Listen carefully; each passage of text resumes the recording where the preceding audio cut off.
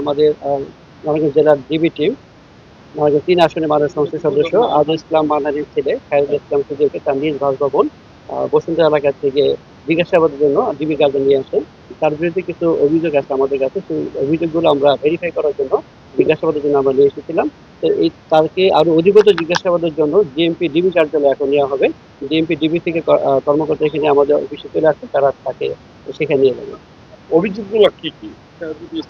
এটা হচ্ছে যে অনেকগুলো অভিযোগ আছে আমাদের কাছে, আমরা এখন তদন্তের স্বার্থে আমরা এখন কাজ করছি না। যে অভিযোগগুলো আমরা তার কাছ থেকে তথ্য নিয়েছি, আমরা এগুলো ভেরিফাই করতেছি এবং আমাদের কাছ থেকে যে তথ্যগুলো পেয়েছি তার কাছ থেকে সেগুলো আরো জাস্টিফাই করা হচ্ছে এবং আমাদের ডিএমপি ডিবি কাজে নেওয়া হবে এই তথ্যগুলোর ভিত্তিতে আরো অধিকতর তদন্ত তথ্য পাওয়া যায় কিনা সেই কারণে তাকে নেওয়া হচ্ছে।